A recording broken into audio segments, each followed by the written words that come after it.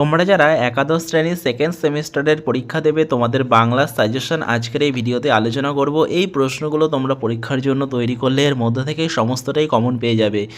খুব গুরুত্বপূর্ণ সাজেশন প্রত্যেকটা গল্প কবিতা থেকে রয়েছে, তো তোমরা দেখে নাও। প্রথম দেখো গল্প থেকে ছুটি গল্প, রবীন্দ্রনাথ ঠাকুরের লেখা।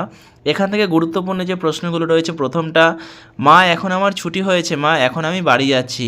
কার কেন ছুটি হয়েছে বলে মনে হয়? কোন পরিস্থিতির বক্তা এরূপ কথা বলেছিল? অথবা মামার বাড়িতে গিয়ে ফটিকের যে দুরবস্থা হয়েছিল তা নিজের ভাষায় বর্ণনা করো। অথবা মামা আমার ছুটি হয়েছে কি, বক্তার এই উক্তির অন্তর্নিহিত তাৎপর্য বিশ্লেষণ করো। অথবা ফটিকের চরিত্র সম্পর্কে আলোচনা করো।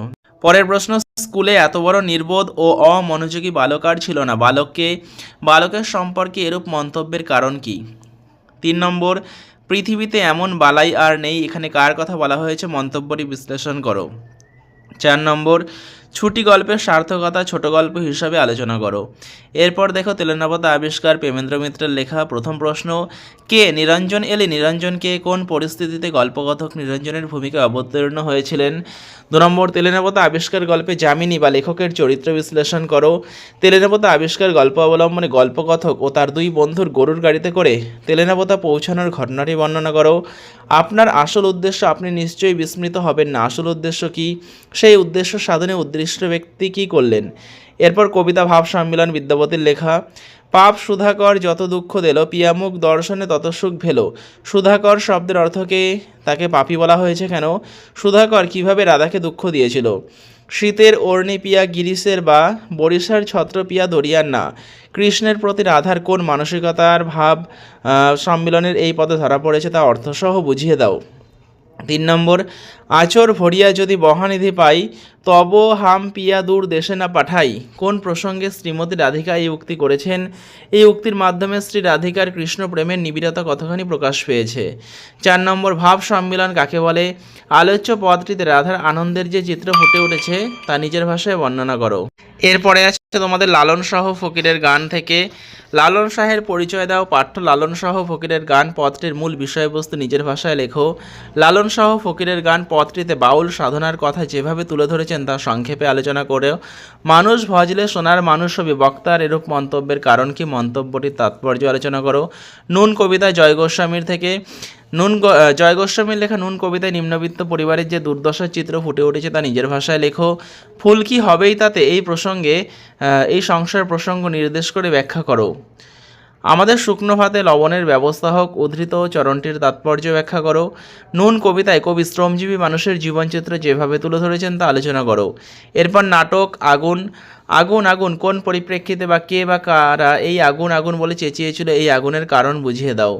যে রক্ষক সেই হলো গিয়ে তোমার ভক্ষক, উক্তির তাৎপর্য ব্যাখ্যা করো।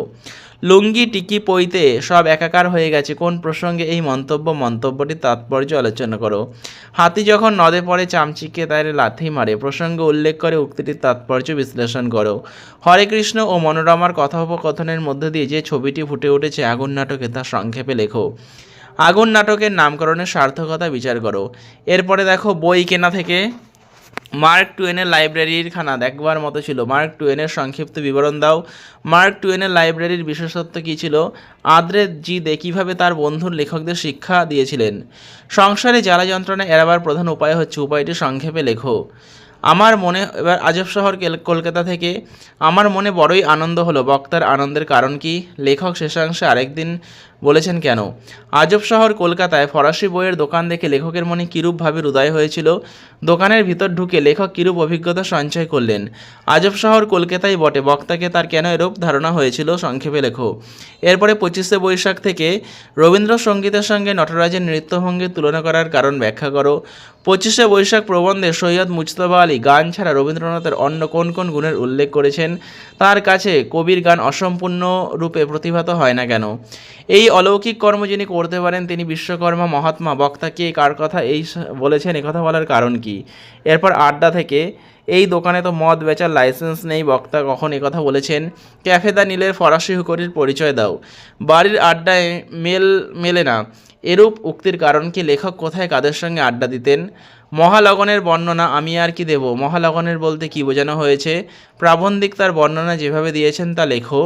এরপর আধুনিক বাংলা সাহিত্যের ধারা থেকে বাংলা গদ্যের বিকাশে রামমোহন রায়ের অবদান লেখো। বাংলা সাহিত্যে বঙ্কিমচন্দ্রের অবদান আলোচনা করো।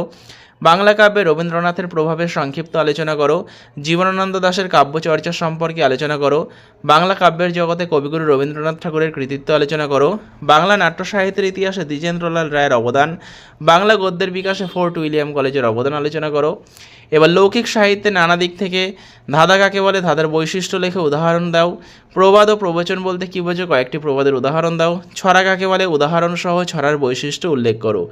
এরপর তোমাদের মানচিত্র অবলম্বনে প্রবন্ধ। 1 নম্বর, ছাত্রজীবনে খেলাধুলার ভূমিকা, বাংলার উৎসব, পরিবেশ দূষণ ও প্রতিকার, সবুজায়ন বনাম নগরায়ন, শিক্ষা বিস্তারে গণমাধ্যম, বিজ্ঞান বিষয়ক কয়েকটি প্রবন্ধ। বিশ্ব উষ্ণায়ন। জীবনমূলক প্রবন্ধের মধ্যে তোমরা পড়বে মাইকেল মধুসূদন দত্ত, রবীন্দ্রনাথ ঠাকুর, নীরেন্দ্রনাথ চক্রবর্তী, জীবনানন্দ দাশ, স্বামী বিবেকানন্দ। তো এগুলো তোমরা খুব ভালো করে পড়ো, পরীক্ষার জন্য এর মধ্যে থেকে তোমরা অবশ্যই কমন পাবে।